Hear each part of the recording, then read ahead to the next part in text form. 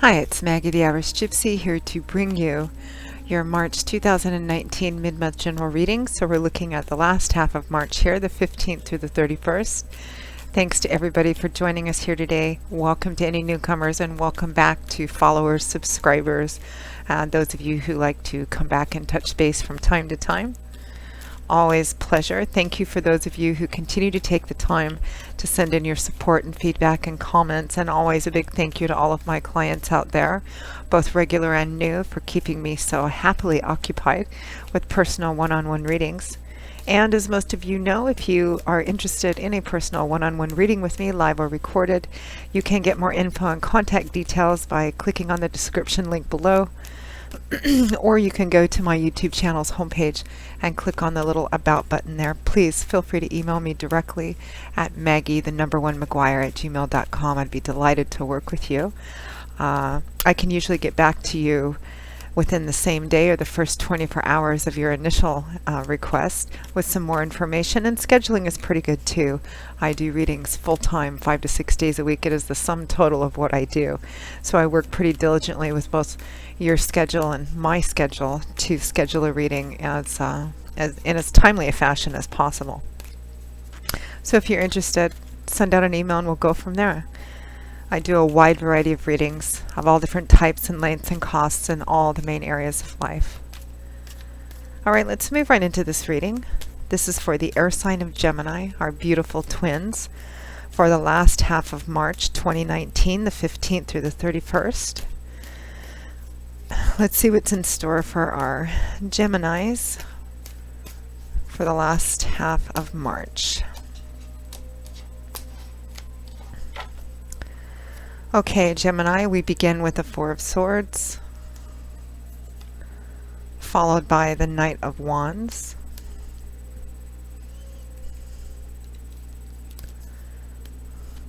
we have the Eight of Cups, followed by the King of Cups, and from the bottom of the deck, your overall energy for the remainder of March is the Nine of Swords.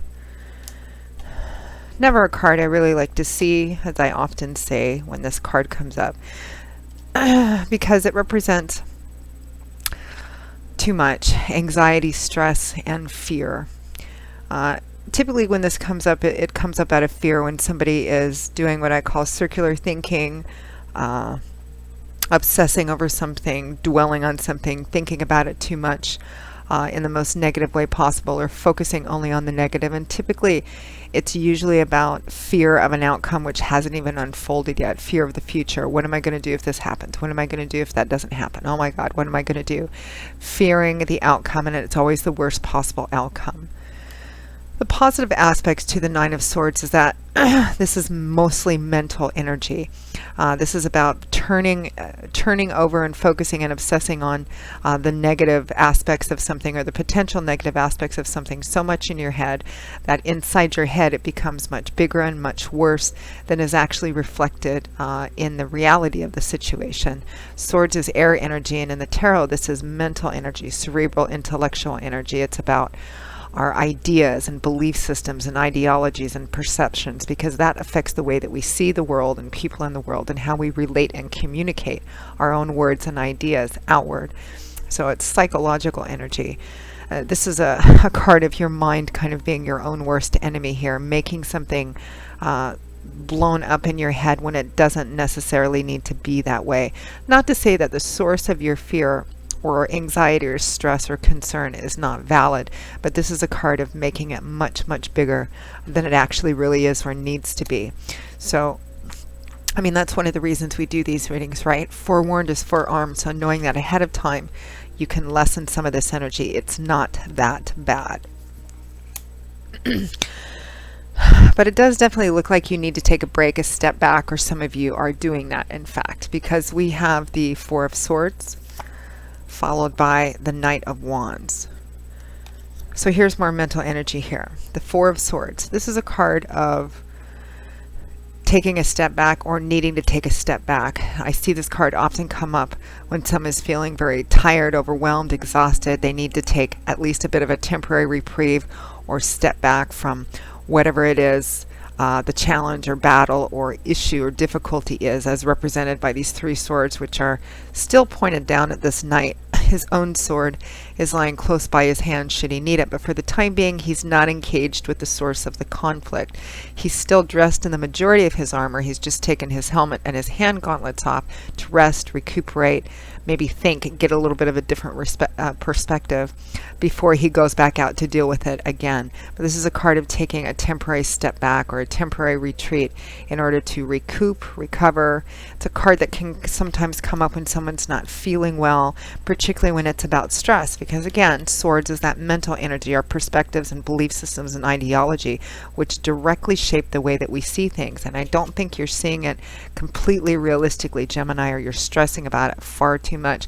I think you need to take a step back, get some perspective, and take a little bit better care of yourself. Maybe get some more rest. Now, what clarifies the Four of, taking a break from your own thoughts, really, about this situation. Now, what clarifies the Four of Swords is the Knight of Wands. So here we have fire energy, which is the element which governs wands. Fire energy is very fast. It's the energy of change, movement, power, creation, artistic, creative endeavors, career. It's about moving forward and building things as we move forward. It's very intense, fiery, passionate, enthusiastic fire energy. Knights are the bringers, the deliverers of the tarot. When you see knights, they can represent another person. It could be a fire sign individual, Leo, Aries, Sagittarius, Sun, Moon, or Rising, somebody who's acting like the Knight of Wands. Or a very fast-moving situation, because knights typically represent offers or opportunities, something coming in. And knights can also represent the speed at which situations move. All four of the knights usually are known for being spontaneous and impulsive. They're all about missions and quests and their code of ethics and honor. And even the Knight of Pentacles, who's slower than all of the other three brother knights, still moves faster than normal civilians. However, out of all four of the knights, the Knight of Wands is the most impulsive and spontaneous because he's governed and fueled by fire.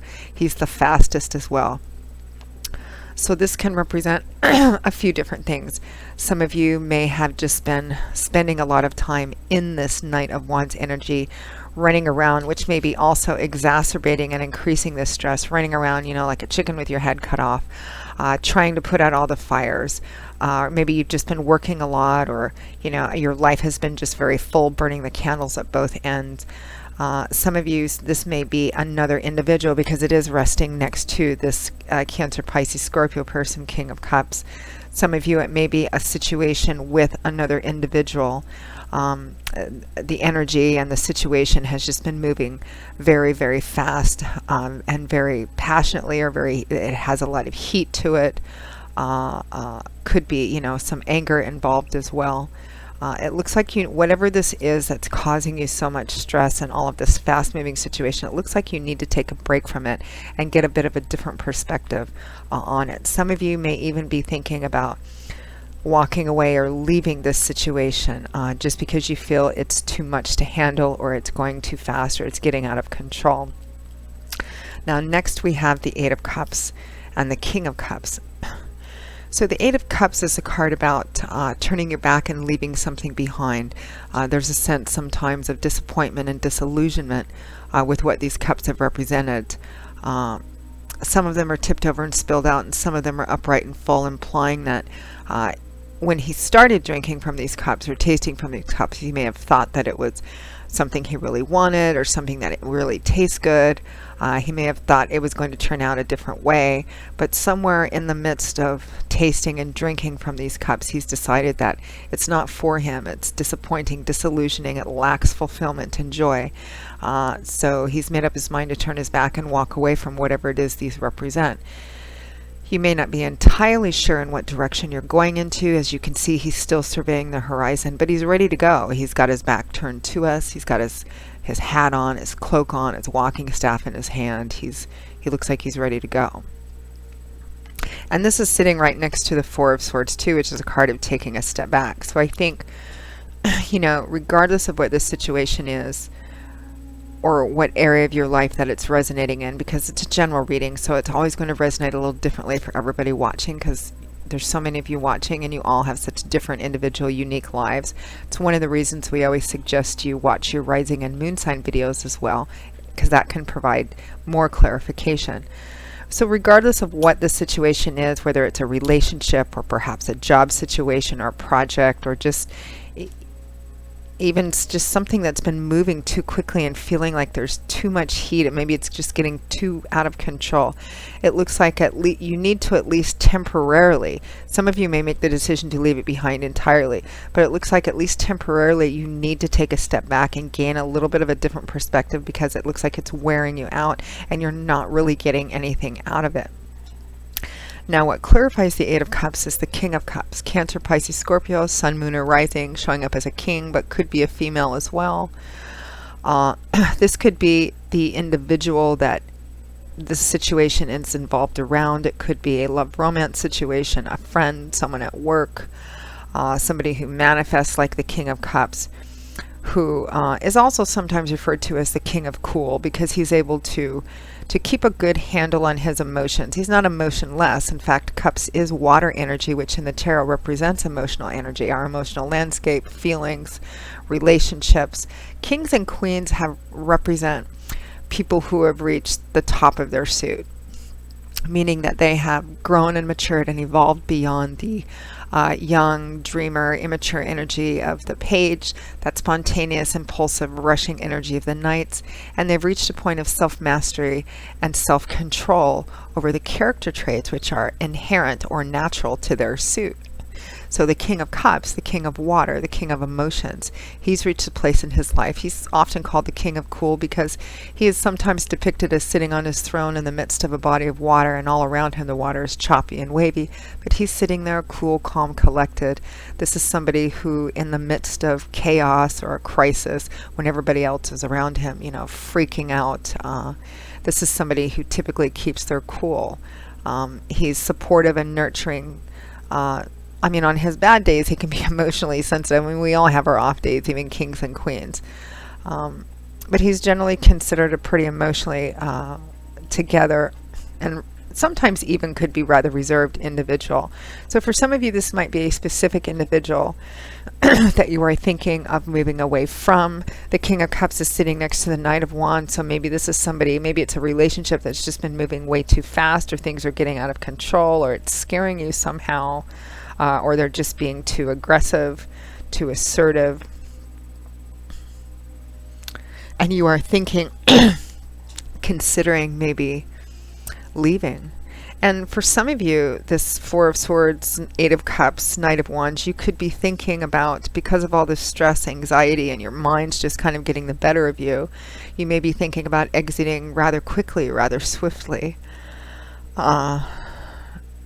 Some of you, the King of Cups may not resonate as another specific individual. It may, and secondarily, the King of Cups is about keeping control of your emotions, mastering your own emotions, and not allowing your emotions to get the better of you. And he's sitting next to the Knight of Wands, and the Knight of Wands can be kind of all over the place, rushing around all over the place. The King of Cups is not. So it's definitely about maybe perhaps you need to take a step back, or indeed take a break to get a better control over your emotions, because there's too much stress, anxiety, and pressure here. Let's clarify that Nine of Swords. Stress, anxiety, fear. What is that about?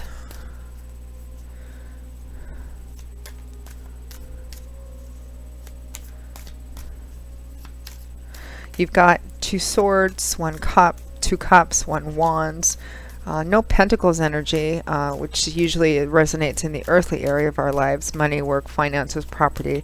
So for many of you, it's probably not in that area of your life. It could be in career, it could be in love and romance. It looks like it's, for some of you, it's focused around an individual, and you're just considering maybe you're thinking about, what is that word people use today, ghosting somebody, or just taking a break. For some of you, it could be that this King of Cups individual has walked away from you, and that's what's causing all of this stress, anxiety, and worry.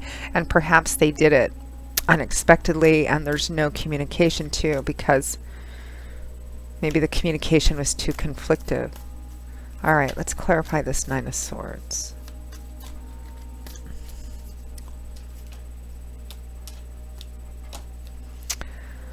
All right, we have, oh, you got two that came out together. Strength first, and then the Eight of Swords. So that's what this Nine of Swords is about. It's about strength and the Eight of Swords. Strength is about, again, this is a form of self-mastery, because strength is about facing our fears, our doubts, and insecurities, facing whatever the root of this is, not just dwelling and stressing on it, facing it and acting on it and making the changes we need to make and coming to terms with things. It can, strength can also represent having the courage and strength and wisdom and humility to face our shadow selves, or those aspects of ourselves maybe that we don't like, bad behaviors, negative choice patterns, aspects of ourselves that we wouldn't necessarily want other people to see. Character defects, you could call them. Having the courage to face those head on. True self-introspection, making the changes that we need to make, facing where they come from so that we can overcome them, make peace with them, and move forward courageously and free ourselves from what has been keeping us held hostage. Here you have the Eight of Swords. I mean, the Eight of Swords and the Nine of Swords, this is like your thoughts just getting the better of you, and obsessive thinking about negativity and fear, feeling trapped, feeling held hostage, feeling like you don't have the ability to make a choice in this situation or free yourself from the situation. But it's illusionary. Remember, it's swords energy, which is mental. She could walk through these swords. They're plenty wide enough. Nobody's holding her down on her knees. The chains which are binding her wrists aren't connected to anything or anyone. This is a card of thinking that you're trapped just because your thoughts are telling you that, but it's not the reality of the situation. So it's about facing your fears, your doubts, your insecurities, what's at the root of this, perhaps some of your own bad habits or ways of doing things that's keeping you trapped so that you can free yourself. Let's pull some advice cards to see what Spirit is suggesting you do to move through this situation in the best way possible. Definitely strength is a card of advice. Facing what you're afraid of, facing it head on. Because it takes strength to do that and to come to terms with aspects of ourselves that we don't like. It takes strength to do that. That's also what you gain more of by going through this. And it's strength that nobody can take away from you. It's true strength. It doesn't come from anything external like a weapon. It's inner strength. It belongs to you. Once you find it, it's always going to be a part of you. All right, advice and guidance from Spirit. Any further advice or guidance from Spirit on the best way to navigate through this?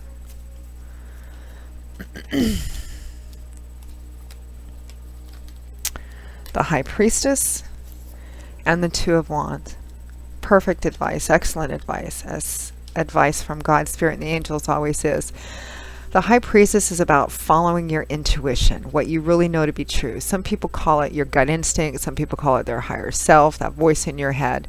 It's intuition. It's what connects us to the divine, the conduit, the hose, if you will, through which we pay attention to repeating dreams, flashes of inspiration, our instincts and intuition. Not necessarily our emotions, but what our deeper or higher self is telling us.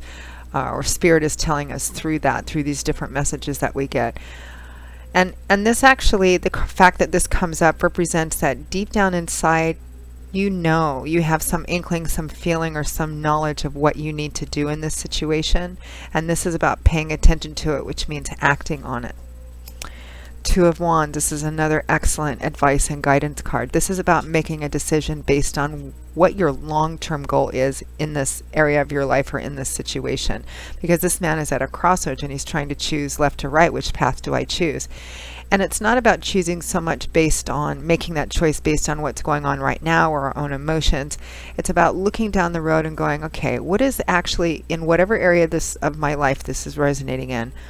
What's my long-term vision and goal for this area of my life? For instance, if it's in love relationships, what kind of a relationship do I want to find myself in a year from now, 5 years from now, 10 years from now? Do I want to get married and have a home and a life or a family with somebody?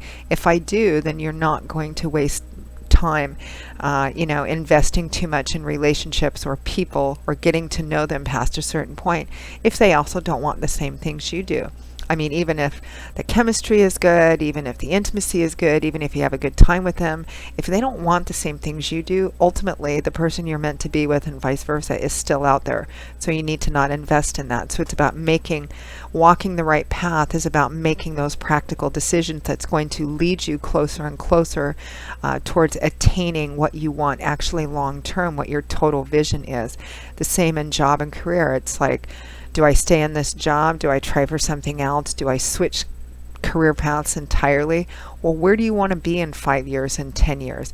Make the decision to choose the path that's going to take you towards that rather than what's going on right now. If where you are right now and the path you're on right now doesn't take you to that goal or doesn't help you achieve that goal, then you need to explore if it's possible to change it so that it can, and if not, then you need to make the choice to take another path.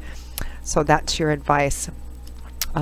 It's a good kind of collection of guidance, Gemini, in order to navigate your way through the situation, whatever it may be, because it's going to resonate a little differently for everybody watching.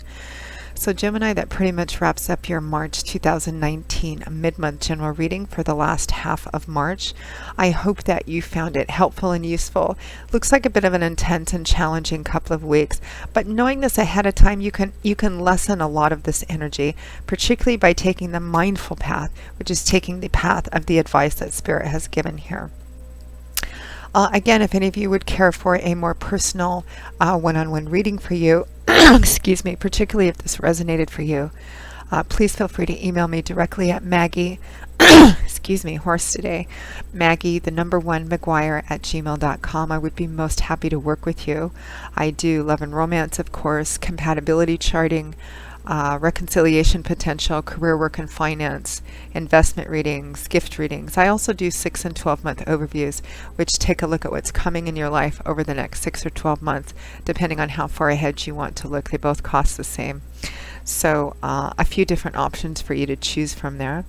And you can also find me on the smartphone app Instantgo under Irish Gypsy. That link is also provided.